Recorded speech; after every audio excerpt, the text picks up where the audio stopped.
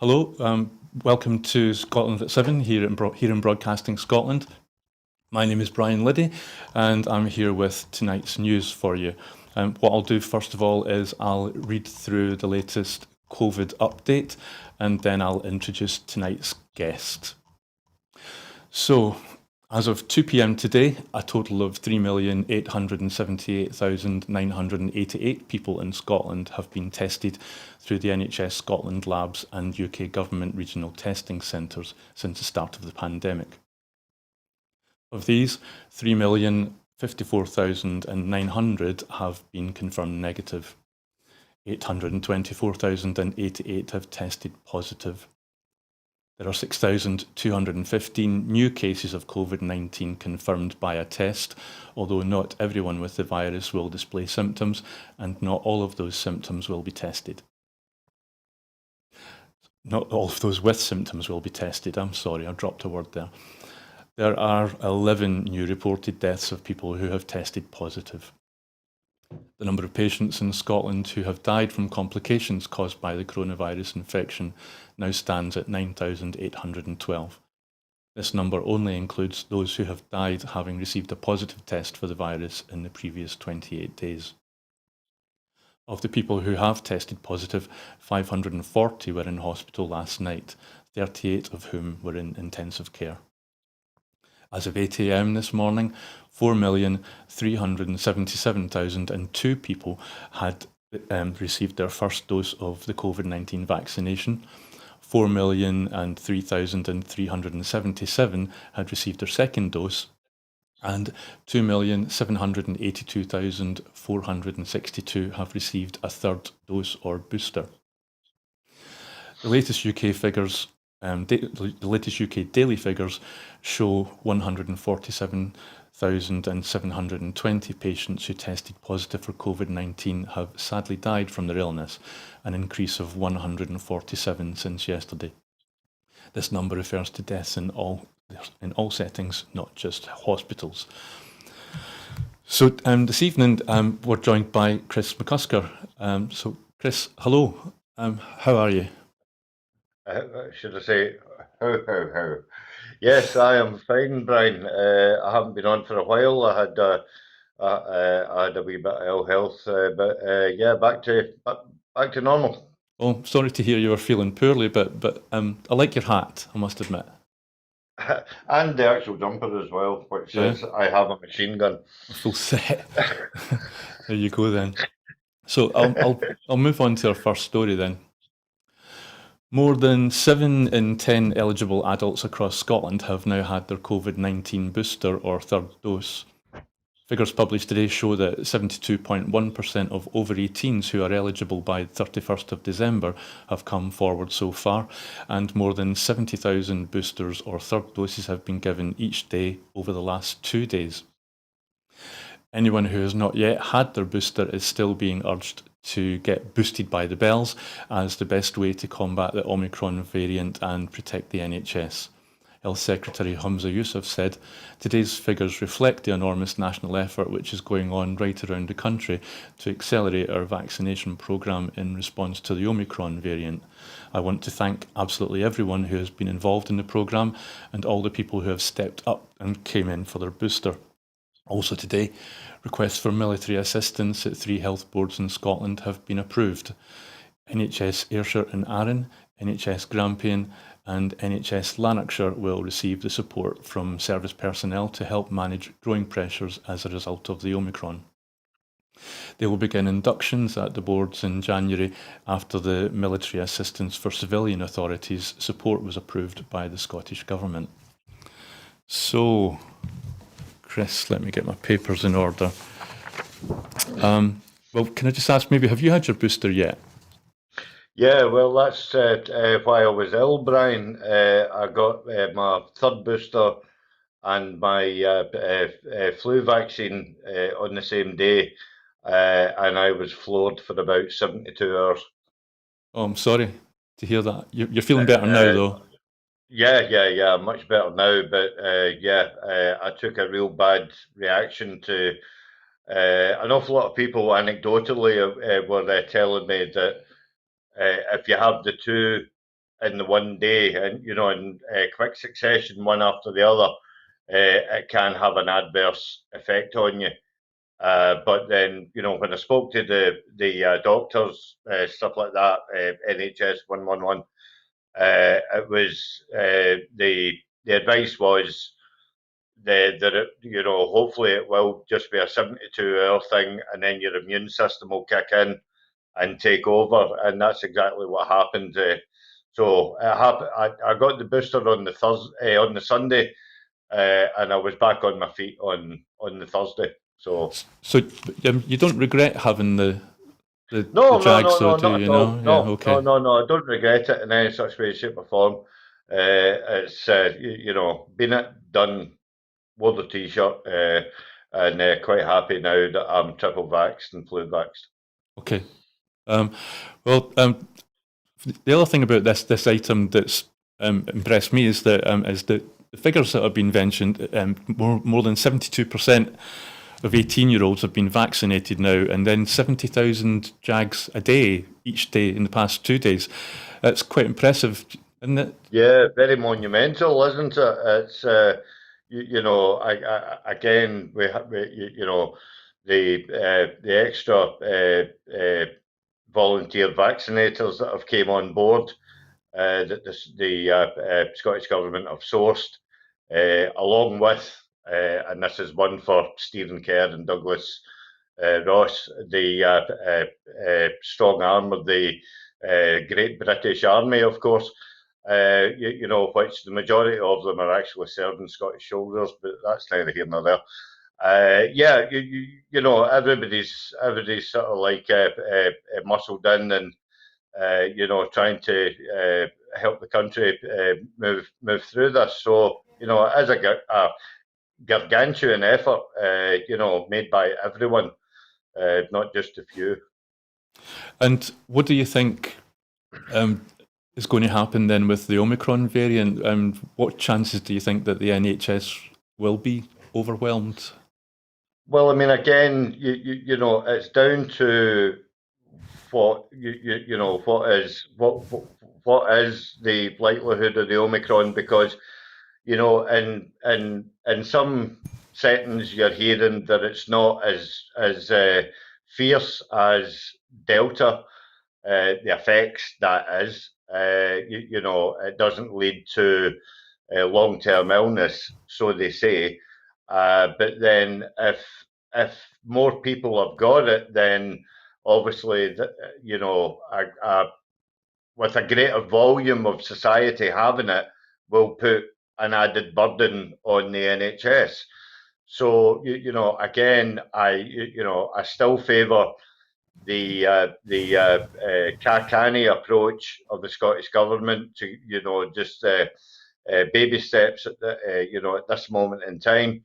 And at the end of the day, it's still a strain of COVID, and we have to treat it as such, a strain. And we learn due diligence from places like South Africa and all the rest of it in Europe, that have been dealing with it, and we go forward. That's it. Yes, and hopefully these impressive vaccination figures will help not have the NHS being overwhelmed. So we'll move on to the next story. Nightclubs will close from the 27th of December to tackle the transmission of Omicron, which continues to spread rapidly. The measure follows feedback from nightclubs on the impact of incoming restrictions needed to slow the spread of Omicron. It will affect around 150 clubs and will be reviewed after 3 weeks. Nightclub premises will have the option of opening to operate with table service and physical distancing, in line with the requirements of other hospitality businesses. Deputy First Minister John Swinney said, "Having engaged with the sector, we have concluded nightclubs should close. While it would be open to them to operate with physical distancing and table service, and that option will remain, we believe closure in regulations combined with financial support could reduce losses and help nightclubs weather what we hope will be a short period until they're able to operate normally again. The Scottish Government is acutely aware of the financial implications for many businesses." We will work with the nightclub industry to develop targeted financial support for businesses that will now be required to close. We are providing additional support of £375 million, including £100 million announced last week, to support businesses directly impacted by Omicron, and will publish a full breakdown and allocation of funding as soon as possible. So, Chris, the thing that struck me about this item is I was trying to imagine what nightclubs would look like with table servicing and physical distancing. Have you any idea? It's been a while since I've been to a nightclub. Have they changed from Well, that day? it's been a while since I've been at a nightclub, but I remember back in the 80s, there were exclusive nightclubs where you did have waiter and waitress service. You were given a booth, and there was 6 or 8 people in the booth, and you didn't have to go to the bar. All your drinks were brought to you, and you ordered. So I mean, there are things that can be done if the setting is right.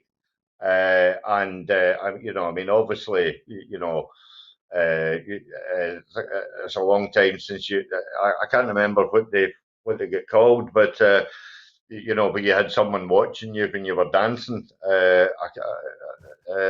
It takes me back into the war years. But I mean, it can be done, but it's down to the actual settings, and some of the nightclubs are not set up this way because some of the nightclubs, have a minimum amount of furniture, because it's predominantly based on, X amount of bodies through the door, get them onto the dance floor and stuff like that, So I think I mean, I'm a wee bit pig sick of the nightclubs and stuff like that, giving it the poor me card. And we have to all suck it up, to be honest with you, in order to get through it as a collective. And And if there's sacrifices got to be made, then there's sacrifices got to be made. and what do you think about the figures? These sums that the SNP government have managed to find from other budgets to help out nightclubs and that sector.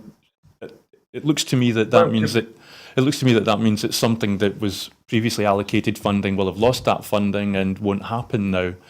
How do you think that well, reflects? yeah, well, I mean, I've got my own opinion on that, Brian. I'm not sure if this will make me wholly popular, but as a trade unionist, I'm a bit upset at the fact that there's an awful lot of councils telling us that their budgets have been cut because of this, due to the knock-on effects, or at least they are predicting that their budgets will be cut, because of this. So do you think And it might reflect badly on the Scottish government in the end? I mean, whether or not it reflects badly on the Scottish government in the long term, I don't know. In the short term, yes, because there's a lot of scaremongering going about that libraries won't open and certain services and certain council areas won't open and all the rest of it. It's all speculation at this moment in time, Brian. But again, I think we need to look at the broader picture. We need to look at the long term, and if some of these services are not available in the short to medium term, then it's right that questions need to be asked. Yeah, Whether those services can be reinstated going forward is obviously the bigger question. yeah. I would hope that the Scottish government would look to reinstate any services that have to be cut. Yeah, maybe we'll find You out know, down the line with FMQs. We'll find out where this money was moved from when the First Minister is asked why isn't this happening, and then she can maybe say, well, this is something that we had to take money away from. But I'll move on to the next story if that's okay. yeah. The SNP has challenged the Treasury to match the Scottish Government's package of support announced to tackle the Omicron variant, which would also then generate more funding for Scotland at this crucial moment. In Scotland, the government set out a £370 million package to help businesses impacted by the latest protective measures. Meanwhile, the Treasury announced a £1 billion package, which has been met with criticism and dismay from business leaders as falling short of the support needed. A breakdown of the funding reveals that if the Scottish Government's £375 million support package was replicated by the UK Government, it would increase the funds available to support businesses from £1 billion to £4.6 billion. The figures also highlight that the Scottish Government's package amounts to around £69 per head, while the Treasury's package only totals £15 per head. Separately, business groups also voiced concerns over Chancellor Rishi Sunak's announcement. The chief executive of BWH Hotel Group told BBC Radio 4's PM programme, "It's like a dud cracker on Christmas Day. The support is always welcome, but it doesn't go far enough to help us with the problems that we're going through at the moment, with the impact of cancellations on the finances of hotels and hospitality." Meanwhile, the TUC's General Secretary, Francis O'Grady, said, "Workers need help now to pay their bills, but the economic support measures announced today are not conditional on employers keeping workers on and covering their wages, and they do nothing to fix the gaping holes in our sick pay system. The government has abandoned hospitality, arts and leisure staff." And the Music Venue Trust criticised the Chancellor's measures as being a woefully inadequate response to the reality of the position. So, Chris, previously I asked what you thought, how the Scottish Government's figures would previously I asked how it would reflect on the Scottish Government, the figures that the Scottish Government have put on the table. Here now we hear that the SNP government would like the Westminster government to match their funding levels. So how do you think this reflects on Westminster, the Conservative government at Westminster? Apologies. Well, there's nothing really much reflecting on the Westminster government at this moment in time, because it seems to me that they can do anything with complete impunity, and the English and the Welsh electorate seem to just lap it up and just that great British stiff upper lip, and they seem to accept it. I do echo what Francis O'Grady had said, the General Secretary of the TUC. Because at the end of the day, the people who are getting penalised, obviously, the people who are out of work and the poor, but then there's also the working poor as well. And there's many companies, operate in the UK that have a woeful sick pay scheme. There's actually some in the gig economy. There's actually no sick pay whatsoever. And if it's, it is now more than any that the UK government has to step up, and it has to take care of the vulnerable people and in the wider society that keep the economy going. This has been borne out by the recent upturn in the food bank usage, many families struggling from one week to the other with rising energy prices and all the rest of it. Again, it seems to me that the Westminster government don't want to go, kind of like gung-ho on this. Whereas, and I have to point out, is the fact that the Scottish government cannot borrow. And neither can the Welsh government, neither can the Northern Irish government. Westminster can borrow, but the three other devolved governments have to beg. So do you think, and that's just the be all and end all of it. So do you think then this is maybe an opportunity for Westminster to fix more problems in one go, and what would the chances that they would take the opportunity to do that? It is an opportunity, but they won't do it. No, they won't do it. Because we have got evidence by Rishi Sunak and Boris Johnson that they are not willing to extend furlough any longer than the initial period that it was last year. But again, the devolved governments have to wait until Westminster decides that if they're going to bring furlough back for the benefit of their electorate, then it has to be rolled out through the rest of the devolved competencies. So that's exactly what I was saying earlier on, is the fact that the three devolved governments have to beg, whilst the UK government can go and borrow. Yeah, And that is the biggest anomaly of the world. And then when you look at the fact that the three devolved governments are all singing from the same hymn sheet and one government is not, then quite clearly, we all know where the fault lies. Yes, and one of the points that you made about the rise in fuel costs is going to be coming up later on, so we'll have another chance to talk about that in more detail, but I'll move on to the next story. People who cross the channel in small boats to claim asylum could be tagged on arrival in England under Home Office plans, it has emerged.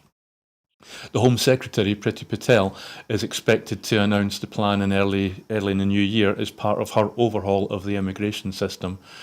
According to a government source familiar with the proposal, ministers believe that making working-age people wear tags while their asylum claims are processed would make it harder for them to work illegally during this period, reducing the UK's pull factor. Ministers also believe tags would also stop people absconding during the application process. The government wants more people whose asylum applications are rejected to be removed from the country, although absconding is only one factor and there are significant legal reasons why removal numbers are low, including the UK's post-Brexit withdrawal from the Dublin Agreement, which enabled people to be returned to EU countries they had travelled through. Under Priti Patel's new plan for immigration, linked to the Nationality and Borders Bill, which begins its passage through the House of Lords in January, the Home Office wants to make entry into the UK harder, simplify and speed up the processing of asylum claims, and remove more people whose claims fail. The plan to tag people whose claims are being considered is likely to be piloted before being rolled out more widely. Sources claim that new legislation is not required because powers to require asylum seekers to wear tags are already available. Chris, there's a lot of things to this story that we probably won't have time to unpack them all or tease them all out, but the first, or maybe the most important thing that sprung to my mind about this item, I'll just ask you, do you think that the tagging of people who make it across the English Channel might be a breach of their human rights? I don't think I know, Brian. I know, and the narrative needs to be changed. As far as I'm concerned on this, there are no asylum seekers. Let's get that clear right at this moment in time. People in France are not asylum seekers; they are refugees. They only become asylum seekers once they actually hit British soil, and therefore ask to claim asylum. So they're not asylum seekers crossing the channel. They're refugees. They are vulnerable people. They're people that are fleeing war, violence, disruption to their normal way of life, and this inhumane treatment that Priti Patel is proposing, it flies in the face of human rights from any angle across the world. The likes of her and her sidekick Dominic Raab and Jacob Rees-Mogg and all the rest of the sycophants at Westminster want to rip up the international humanitarian laws with regards the right to life, because basically these people they are putting their lives in jeopardy by leaving their country in the first place, taking a journey to the furthest most point in Europe in order to try and get to a country which I can't understand. As a humanitarian aid worker, I can't understand this myself. They actually want to come to a country that is openly racist by its government, not the people. The people are not openly racist. The government is openly racist. They have no choice. But again, I must make this clear, Brian. They are not asylum seekers crossing the channel. They are refugees, and therefore they should be protected under the international laws. I hear you loud and clear there, Chris, so thank you for that. Another thing that we don't have much time to go into, another thing that I found of note there was to learn that no new legislation is required to tag these people. They already exist. And so I wouldn't have thought that that would have been the case. But moving on, a 20-year vision to eradicate fuel poverty in Scotland has been published. The fuel poverty strategy sets out a range of comprehensive actions that will be taken to tackle the drivers of fuel poverty and meet the Scottish Government's commitment to eradicate it as far as reasonably possible by 2040. These measures include maximising the benefit of the Heat in Buildings investment programmes to support people in or at risk of fuel poverty and to make their homes warmer and cheaper to heat. Driving up energy efficiency standards through regulation, delivering a new housing standard and a review of energy efficiency standards in social housing. Pressing the UK government to change their approach to the operation of energy markets to provide effective, flexible support for fuel-poor households. Ensuring all households in fuel poverty have access to high-quality, impactful advice. And finally, provide targeted support for those unable to afford the energy they need, those who need greater warmth, and those facing specific barriers to getting out of fuel poverty. In addition, Scottish ministers have appointed a new statutory Scottish Fuel Poverty Advisory Panel to monitor and evaluate the strategy and provide expert advice to government. The panel will be chaired by consumer champion Matthew Cole, who leads the independent Fuel Bank Foundation with the Trussell Trust and has worked across the utility sector to support the most vulnerable in society. So, Chris, I'm sure you'll agree this is good news, and it seems now there's no mention of COP26 in items like this or climate change, which I wonder if that perhaps signals that this is something the Scottish Government would like to do even if there wasn't climate change or the threat of climate change. But what do you think it means when we hear a phrase like the Scottish Government is committed to eradicate fuel poverty as far as reasonably possible? What do you think that maybe means? Well, again, thing, mate, I'm running the risk of falling out of favour here, but as welcome as this is, for me, it doesn't go far enough because I seem to remember at one point in time the Scottish Government were talking about, founding our own national energy company, and I haven't seen much evidence of that, so it's not going far enough for me.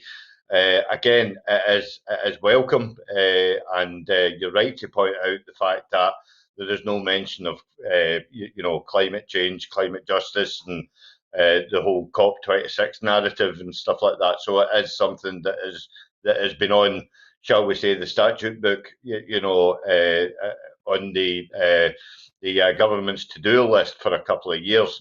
But again, we need a radical change in the way that we deal with energy. As a country as rich in natural resources as Scotland is, I would have thought that it would have been easier to set up the whole national energy company grid, and use that as a base for dare I use the word levelling up. Yeah, Chris, forgive me for interrupting, but what you've just said actually feeds really nicely into the next topic and actually even relates to one of the questions that I was going to have for you. So should we just move on to that? I haven't even read the script tonight, Brian. So I There mean, you go. that's actually deja vu. You're totally on message. It's like but yeah. So so the next this is the item that I was saying would refer to one of the points that you made earlier, Chris. There have been calls for the UK government to get a grip of the cost of living crisis currently hammering the nation, following new statistics which show that energy bills could rise by as much as 50% in the spring. From April of next year, the UK price cap, set at a record £1,277 by Ofgem, is due to rise significantly, resulting in consumer bills increasing. The trade body Energy UK has also called on the UK government to intervene in order to prevent dozens of energy companies from going out of business.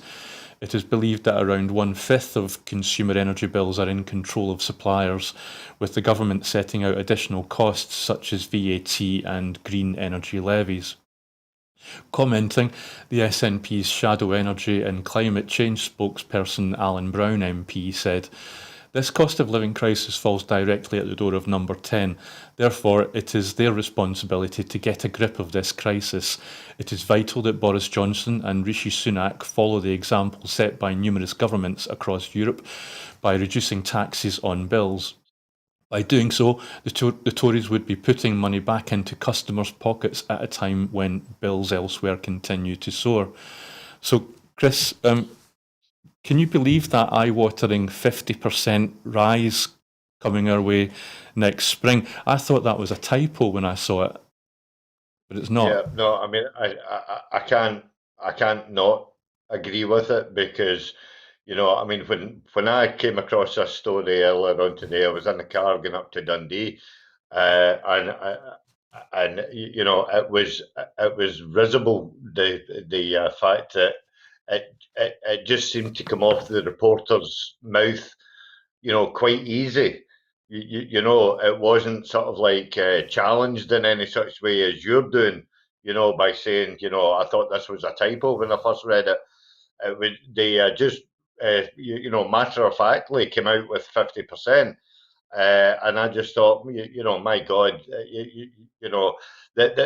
the I'm actually going to fall out with Alan Brown here as well because although yes, he is right in saying that that the government should be giving money back to the poorest in society and stuff like that.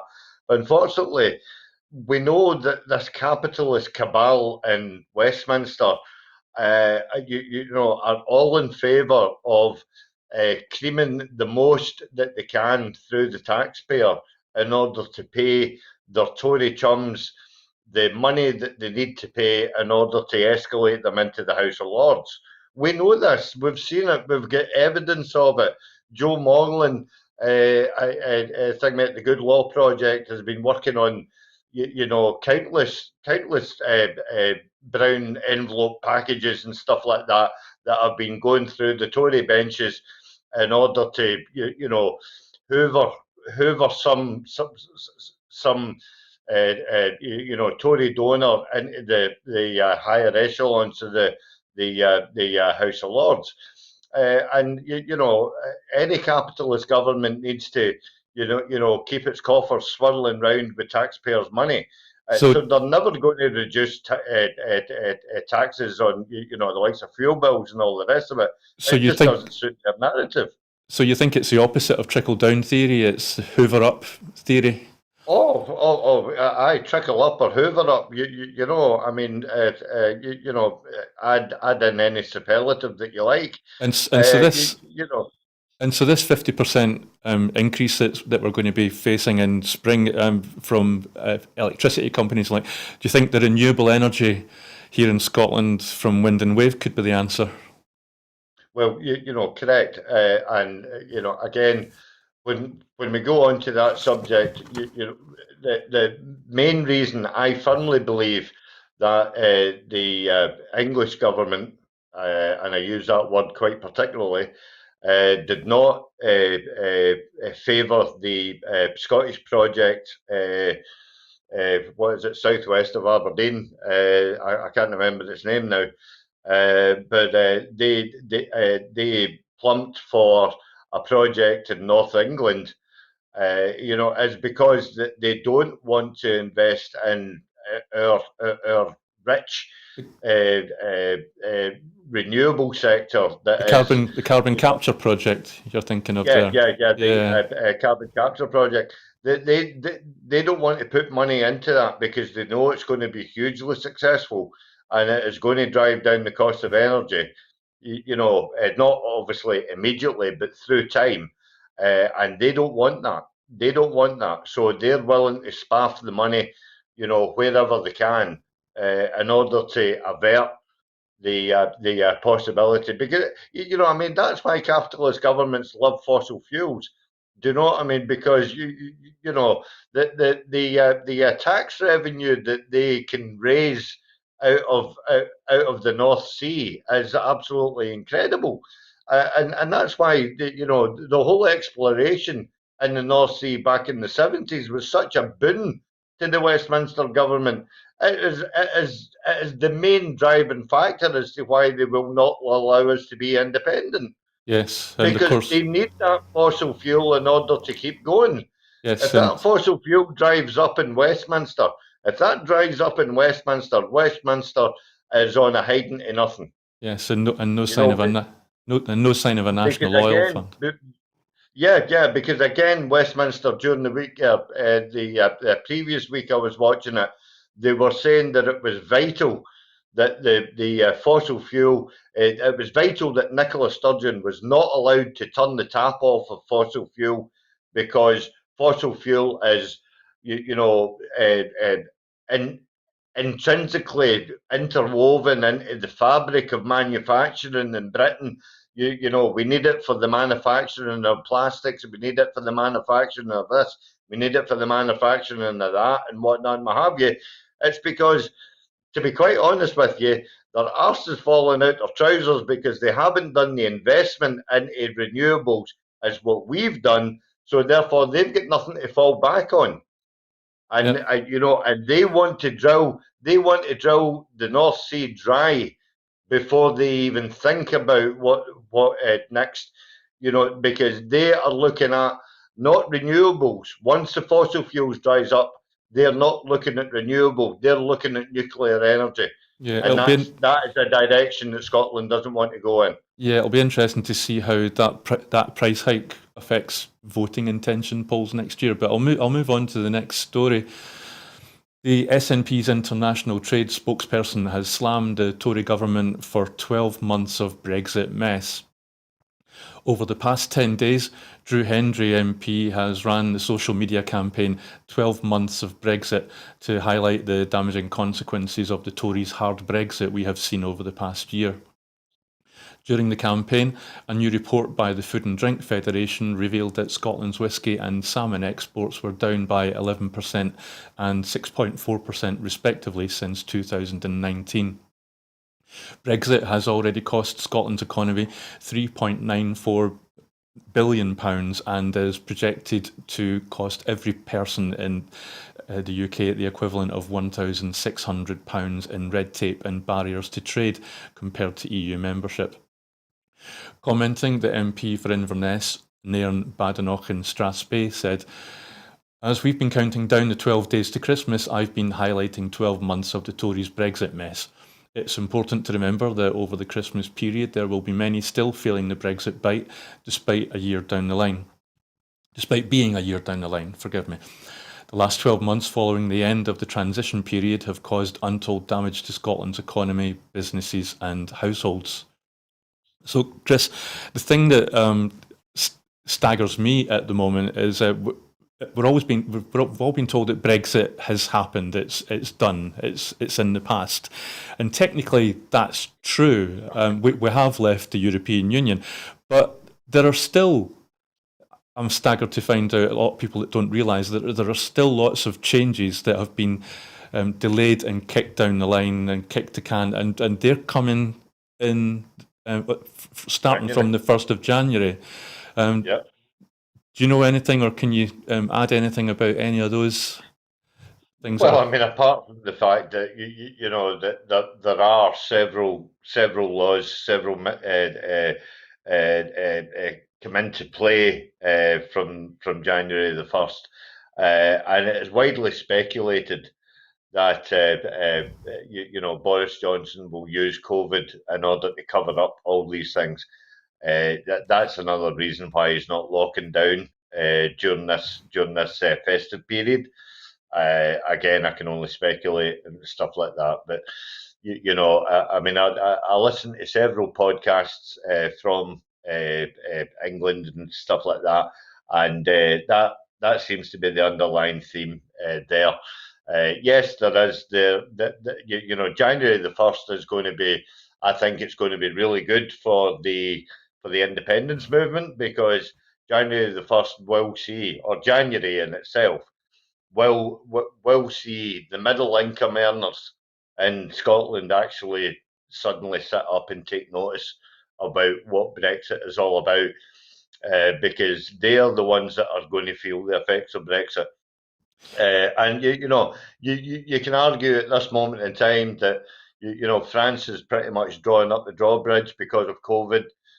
No Britons are allowed into France. Germany has done similar. There's a possibility that it could happen again with the Spanish and the Italian, Portuguese. But you know, this that January will just give you an insight into what's actually going to be coming down the pipeline. yeah, And there's also rumours that the changes that are coming in on the 1st of January are going to cause more like lorries to be slowed at checkpoints and border control points. So there's rumours of more empty shelves in shops and delays, especially in fresh goods. I'd love to be all American here when I can go at that. You can bet your ass, boy. Yeah, it's going to happen. It's going to happen. Do you know what I mean? Because there are oodles of paperwork and red tape that the transport unions have already highlighted to the British government have not even quadrupled, and you know, I mean, we're talking tenfold. There used to be 4 or 5 main manifests in order to cross. You know, and it was predominantly the manifest about your vehicle, your travel manifest, your actual goods manifest, what was in thing, and all the rest of it, and you know, another manifest and stuff like that. And Nigel Farage went around the country telling everybody that you know he wanted to cut all the red tape out of the bureaucratic commitments that we've got to Europe and whatnot, and what have you. Now there's at least one haulier company said that there was at least 64 pages for one truck. One truck, 64 Yeah. pages in order to get through the ferry. And yet there's very little in the news flagging these things up. Maybe they're just waiting until it happens. I don't know. But the No, next, no, no, no, no, no, no, no, no, no, no, no, no. The British Broadcasting Company are not waiting until it happens. The British Broadcasting Company are just not reporting it full stop well, because that doesn't suit the narrative of the propaganda channel that is the Tory party. well, the next story is about Brexit as well. So let's see how we got on with that one. France will launch litigation against the UK on the issue of post-Brexit fishing licences in early January. French Europe Minister Clement Beaune told France 2 television today. There will be a high-profile meeting with EU representatives on January the 4th, Beaune said, adding that litigation at a special tribunal put in place by the Brexit Accords will start in the very first days of January. So, Chris, that sounds to me like the EU are taking this very seriously, but I'm not sure that the Westminster government are taking it as seriously. What do you say? Well, no, you know, I mean, they never took it seriously to start with because we have to remember the fact that the fisheries MSP, a certain Nigel Farage, only ever turned up for 1 or 2 meetings. in Brussels with regards to fishing. That's it. End of. You know, so you know, there were countless meetings that the British government did not attend with regards the ongoing trading policy of the European Union towards Britain with regards fishing, agriculture, export of goods, all the rest of it. Earlier on, there you were talking about the export of whiskey. Well, I used to work in the aviation industry, and I can tell you that it cost 3 times more, no, say 5 times more money to cargo whiskey over to Australia than what it does to cargo whiskey over to France. It's a logistical thing. It takes more fuel to get to Australia. Therefore, the aviation companies will charge you more. Yeah, It's simple mathematics. So nobody, Liz Truss is not going to turn around and say to me, "Don't worry about it, Chris, because we're going to be able to sell all our beef and all our pork and all our langoustines and stuff like that over to Australia along with all our whiskey." Well, I'm sorry, Liz Truss, but the langoustines will be dead before they get across the Straits of Dover.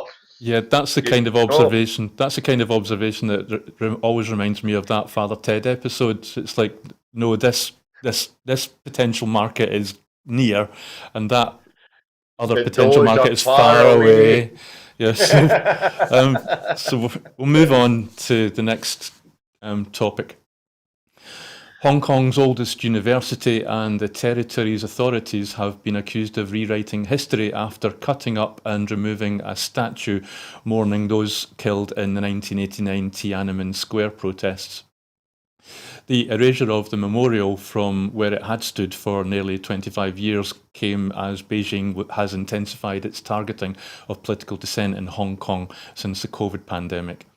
The 8-metre tall Pillar of Shame by the Danish sculptor Jens Galschiot was one of the few remaining public monuments in Hong Kong commemorating the bloody crackdown that is a taboo topic in mainland China, where it cannot be publicly marked. It had sat on the University of Hong Kong's campus since 1997, the year the city was handed back to China by the UK. According to witnesses, university staff of late on Wednesday evening erected floor-to-ceiling sheets and plastic barriers to shield the statue from view. Loud noises and from power tools and chains came from the closed-off area for several hours before workmen were seen carrying out the top half of the statue and winching it on a crane towards a waiting shipping container. In October, Hong Kong University officials ordered the removal of the sculpture, which features 50 anguished faces and tortured bodies piled on one another and commemorates the pro-democracy protesters killed by Chinese troops around Tiananmen Square. The request was condemned by rights groups, with the international law firm Mayer Brown withdrawing from representing the university on the matter. Security guards have blocked reporters from approaching and tried to stop media outlets from filming. The statue will be kept in storage, and the university said it would continue to seek legal advice on any appropriate follow-up action. Before Wednesday's removal, students and activists carried out the annual tradition of cleaning and repainting the statue to commemorate Beijing's crackdown on protesters. For them, it had been a symbol of Hong Kong's wider freedoms. Sculptor Galschiot said he was shocked and saddened by the developments. "I've asked Hong Kong University to allow me to go and collect it in person, but I received no response," he said. "If they destroy my work, I'll seek compensation and demand the remaining pieces to be returned to Europe." So, Chris, just reading that story, I was having flashbacks to images of that wee man with his 2 bags of messages standing in front of the line of tanks, trying. I don't know. What do you think? It obviously tells you the direction of which where Beijing is heading. As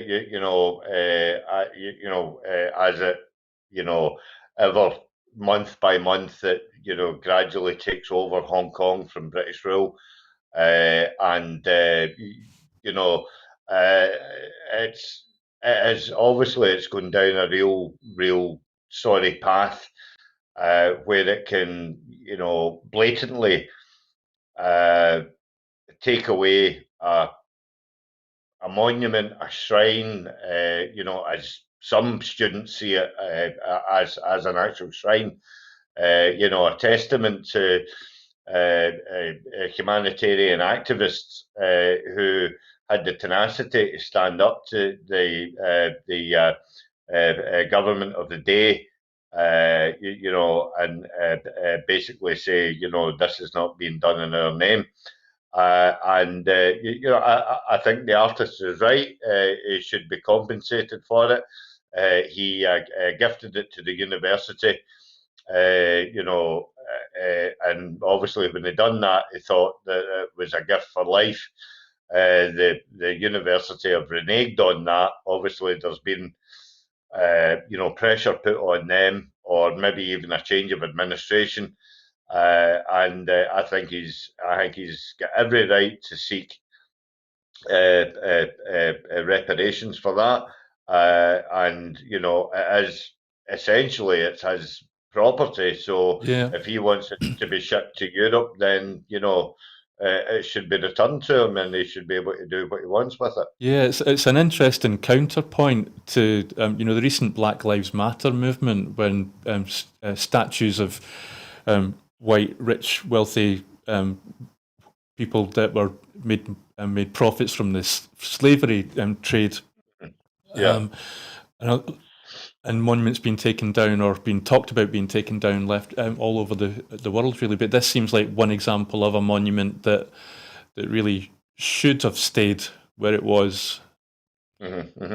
Definitely, yeah, for all the right reasons as well. I mean, I think I've mentioned this before, but if you're ever in Prague, you can actually go to when you go to the public parks there. All the monuments have been taken out of the public parks, and there is a museum of communism in Prague. And if you want to go and see statues of Karl Marx and Frank Engels, then you can go into this museum and you can pay the privilege of actually being up close and personal with these statues. And that's exactly what the Beijing authorities should be thinking about here, because statues again are people's passion. It's people's skill. It's their authenticity on any one single issue or subject matter, and they should not be dismantled at the behest of the whim of a government, just because it doesn't suit their narrative. So lessons have to be learned, and they could definitely think about taking a lesson out of the way that Prague has dealt with these situations, as many other governments should do as well. Britain should do the same. Britain should take down, as they have done. They've taken several statues down of tobacco lords and stuff like that, and people that have profited out of slave trade, through cotton and sugar and molasses. They should. There are plenty of empty buildings in Britain, that statues can be housed in, can be looked after for future generations to learn. I mean, it's why not? I think you make good points there, Chris. But going back to how things are in China, it's do you think, is this a reflection of human rights and how they're viewed by the Chinese government? Well, that's what I'm saying, Brian. I mean, this points out to us the direction of travel that the Chinese government want to go to, and obviously the administration in Beijing as well. You know, that they want to dampen down on any freedom of speech, any freedom of expression, and this is that they see this as the ideal way of taking down this monument to, what is essentially a monument towards civic activism, and they want to take that away from public view, so that people don't look upon it with sort of like fond regard, and yes, actually erasing, etching out, an epoch in history, and an epoch in time, of what happened, and when when people thought that China was, a wee bit more accepting of liberty and all the rest of it, it seems that they're just doubling down on that now. And it seems like it's quite brazen to me. I would have thought that if the Chinese authorities wanted to get rid of a statue, they would have done it under cover of night and silently, rather than, Correct, aye. So it really is quite incredible. Aye, they would have had a squad of guys, all balaclavaed up and all the rest of it during, at dead in the morning, and yet they go up and erect scaffold and put a sheet round it, and then hammer away at it, in order to put it onto a low loader and put it into, transit, and then taken away to, China's equivalent of Area 51. A previous job I used to I used to work in a museum, and I used to work with their photograph collection, and I actually had a tutor who had a lot of links with China, and he used to get students coming over from China, and he would send them up purposely to me and ask me to show them photographic, evidence, like photojournalism from the 1970s and 60s of events that had happened in China. And these young people, they had no idea that these things had happened. They'd been completely eradicated. But completely eradicated. But so we've ran out of time tonight. So as we always do. So Chris, thank you for your time again. And no problem. It's been my pleasure, knowledge. Brian. Thank you very much. Yeah, so see you again sometime soon, and Merry Christmas when it comes as well. And the same to you. Thank you, and the same to our viewers in Scotland. We wish you a Merry Christmas and all the best for the Hogmanay when it comes. But before we go, it's time for me to give our traditional, usual call for people to subscribe to our crowdfunder. We can only do what we do here because of people like you who maybe already do subscribe, and if you do, we say thank you. But if you've been thinking about it, if you appreciate our output, then perhaps you'd be willing to go online at the address below and set up a wee account with us. We'd appreciate that very much. There are other ways. We've got lots of plans to broaden the scope of the programs and the output that we create, but to do that we need more people. So there are other ways to help. You could perhaps volunteer, so if you want to do that, then go to our website and send us an email, and we'd be more than happy to hear from you. So that's almost 8 o'clock here in the studio. So once again, thank you, Chris, and thank you everybody at home, and we'll see you again soon. Good night. Good night, folks.